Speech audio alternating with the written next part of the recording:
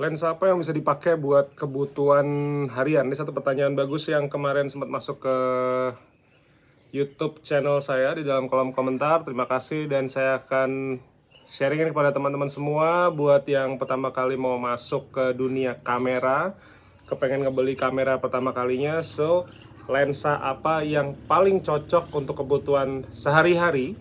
Artinya bisa memotret mungkin ulang tahun, kemudian untuk microstock, untuk jual foto di Shutterstock, untuk branding kalau misalnya teman-teman punya perusahaan branding agency dan sebagainya. Ini adalah untuk daily shooting. So, stay tune guys.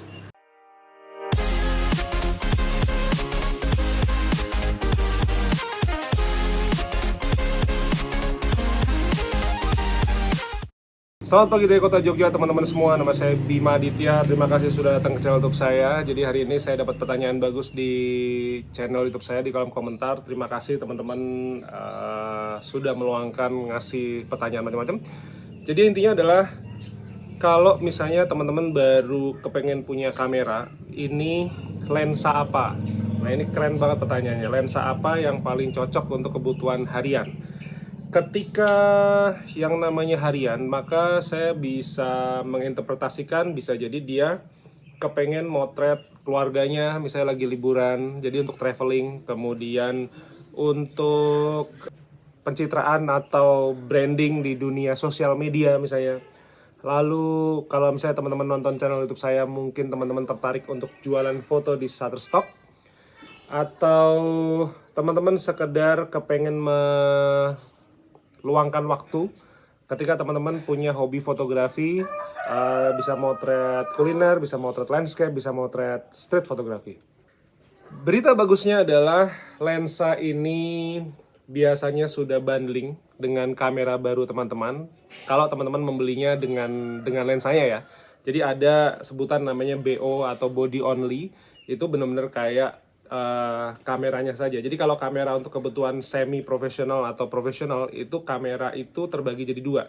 Satu bodinya, yang kedua adalah lensanya. Nah berita bagus buat teman-teman yang kepengen untuk sekedar daily shooting, teman-teman motret semuanya all round, itu lensanya adalah namanya lensa kit. Nah ini saya tunjukkan lensa kit. Jadi kalau kita ngebeli kamera di zaman sekarang itu memang ada yang namanya kamera pocket. Kamera pocket tuh biasanya kamera sama lensanya udah jadi satu. Saya pernah pakai kamera pocket itu Sony ZV-1. Ini kamera pocket canggih sekali yang autofokusnya mungkin nggak nyampe 1 detik, jadi cepet banget. Bahkan ketika saya untuk kebutuhan ngevlog ini, jadi misalnya saya ngevlog begini misalnya gitu ya, itu ketika tangan saya deketin gini, dia langsung adjust si autofokusnya. Cuman kamera ini untuk kamera pocket overpriced, jadi buat saya ya nggak apa-apa sih kalau teman-teman punya duitnya mungkin sekitar 9-10 juta sekarang, jadi nggak apa-apa, terserah teman-teman sih, kembali ke budget masing-masing ya. Tapi kembali lagi kalau misalnya teman-teman mau ngebeli kamera pertama kali, nanti akan ada yang namanya kayak begini nih. Nah, yang tadi namanya BO atau body only itu ini namanya bodinya kayak begini. Nah, ini adalah lensanya.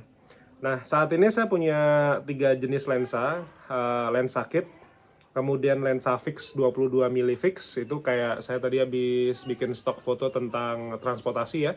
Jadi saya motret lambang gear persneleng di mobil saya, kemudian saya memotret itu step di sepeda ontel saya, itu semuanya pakai lensa fix. Ini lensanya memang kecil, mungil, tapi kualitasnya bagus. Tapi kita kalau kembali lagi namanya lensa all round, lensa kit. Nah saya punya satu lensa lagi namanya 18-35. Ini lensa all round juga sebenarnya, tapi untuk budget yang di atasnya ini. Nah jadi kalau kita beli kamera, ini kamera saya deh, Canon EOS M10, ini harganya kalau body only-nya sekitar 2 jutaan. Tapi kalau misalnya udah sama lensa, mungkin bisa ada yang jual 2,5, 24, 2,8 tergantung kondisi ya. Kalau all around pakai ini lensanya mungkin harganya sekitar antara 600 sampai 800 ribu tergantung kondisi juga. Tapi saya juga punya lensa all round yang saya pakai traveling. Misalnya saya bulan ini mau ke Jepang, tinggal seminggu lagi, itu 18-35. Itu lensa all round tapi ada kayak semi telenya, sehingga dari yang 18 mili wide buat saya motret di Kinkakuji Kyoto sampai yang saya mungkin kepengen ngambil Tokyo Tower gitu, nggak bisa semuanya, cuman dari jarak range tertentu itu bisa. Jadi saya pakai 18 atau 35. Jadi kalau teman-teman all roundnya budgetnya mepet, teman-teman beli ini aja, lensa kit. Ini ada dua macam setahu saya. Ada yang 1855, ada yang 1545, tergantung teman-teman ngebelinya tuh tahun kapan. Kalau tahun-tahun jadul, saya kebeli tahun 2014 ya, itu keluarnya 1855. Cuman setahu saya yang setelah 2017-2018 biasanya cuma 1545 atau bahkan 1555 tuh. Jadi tergantung tahun belinya. Nah, dengan begitu teman-teman, kalau misalnya mau yang budget teman-teman pakai yang lensa kit ini biasanya sudah bundling. Tapi kalau misalnya teman-teman kepengen yang lebih semi profesional, mungkin kualitasnya jauh di atasnya ini, yang mana ini juga udah bagus ya, teman-teman bisa membeli yang 18 atau 35. Sekali lagi ini dikembalikan ke budget masing-masing. Lalu pertanyaannya, kenapa saya sampai punya 3 lensa? Jadi gini, ketika saya dulu ngebeli kamera ini pertama kali, itu 2014, sebenarnya bukan yang ini, warnanya yang hitam. Jadi bukan EOS M10 ya. Dulu saya ngebelinya Canon EOS M, cuman saya kemalingan. Maka saya ngebeli lagi, kira-kira kayak kamera di setelahnya Canon EOS M itu Canon EOS M10. Nah, ini saya ngebelinya karena saya sudah punya lensa, saya cari toko yang BO, jadi yang body only. Maka saya dapatnya seperti ini. Ini kamera ini kecil, mungil ya. Ini teman-teman liatin tangan saya. Jadi saya tuh suka iseng, saya suka ngitung dari range dari sini sampai sini itu sekitar 23 cm. Saya pernah ngitung jengkal saya. Nah, ini kalau teman-teman lihat, bayangin ya, ini lensanya, kameranya coba. Nah, saya jauhin. Nah, jadi kurang lebih si panjang kamera ini mungkin sekitar 10 cm. Jadi ibaratnya kayak teman-teman masukin ke kantong celana begini. Nah, ini masuk nih. Kalau kameranya aja. Maka kalau saya lagi pakai lensa fix saya yang 22 mili, itu kadang ini tali saya copot. Ini benar-benar bisa masuk ke kantong. Maka ketika saya lagi hunting misalnya di jalanan, itu nggak ada orang yang tahu, kemudian orang juga nggak merasa rikuh dengan saya juga bisa memulai satu pemotretan dengan sebuah interaksi. Itu tuh kayak praktis banget gitu. Tapi kalau udah pakai lensa ini, ya nggak cukup lah di kantong ya, karena kan ininya gede ya. Nah, kalau saya kembalikan lagi ke kebutuhan dan kemampuan masing-masing. Ini kan kalau lensa yang 18-135 ini kan harganya bisa 1,2 sampai 1,9 mungkin ya, harganya gitu. Dulu saya beli masih 3,5 juta tuh, masih mahal. Ya kalau teman-teman punya duit nggak apa-apa. Cuman sekarang saya bilangin bahwa apa sih hebatnya lensa kit ini. Jadi satu, lensa kit ini memang dirancang untuk kebutuhan harian. Jadi kalau saya kemarin ke Bali ya, saya lagi traveling, saya pakainya lensa yang ini.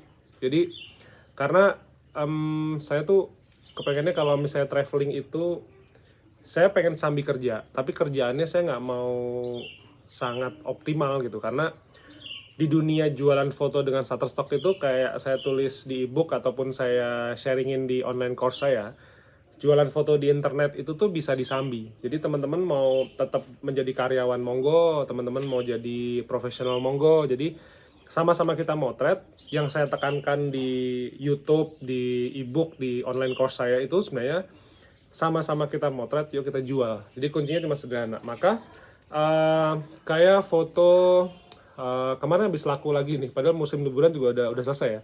Ini gerbangnya Halim Perdana Kusuma. Itu tuh saya buat foto itu tahun 2019. Ini sampai hari ini nih, sampai tadi malam tuh masih laku, padahal liburannya udah selesai. Biasanya foto si gerbang Halim Perdana Kusuma ini tuh laku menjelang liburan. Sehari foto ini kadang-kadang bisa 2, bisa 3, bisa 4 gitu. Cuman kemarin kok liburan kok udah selesai, masih ada yang ngebeli gitu. Nah, itu gerbang Halim Perdana Kusuma ini pakai lensa ini.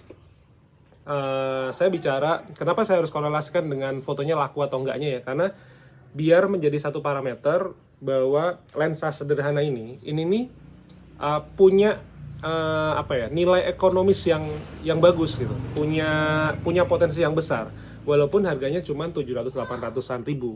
Apalagi kalau teman-teman pakai yang lensa yang di atasnya, harapannya logikanya begitu. Lalu signage-nya Museum Kereta Api Ambarawa itu saya pakai ini. Kemudian ada lagi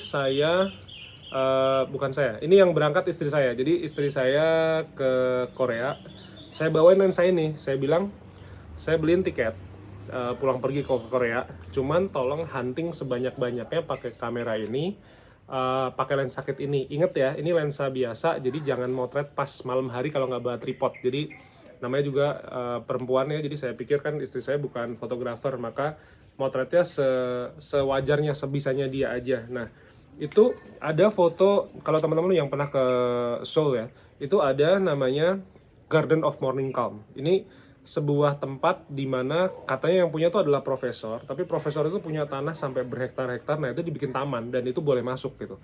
Itu fotonya sudah terjual juga. Nah, maka ini lensa kit ini cuman bentuknya itu tidak meyakinkan.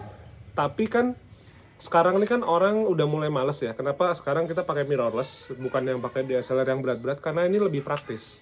Nah, bahkan seorang istri saya saja yang tidak tahu menaut tentang dunia microstock atau jualan foto, itu motretnya satu pakai lensa kit, yang kedua settingannya auto. Jadi saya tuh tidak mengizinkan dia pakai ya diafragma, exposure, kemudian ISO. Enggak, saya bilang udah dong, nggak usah, pakai auto aja yang warnanya hijau ini. Nah, istri saya tuh motretnya dengan itu. Maka ketika teman-teman juga baru mau memiliki sebuah kamera pertama, satu teman-teman pakai auto, yang kedua teman-teman pakai lensa kit, ini sudah cukup sekali untuk teman-teman kebutuhan daily shooting.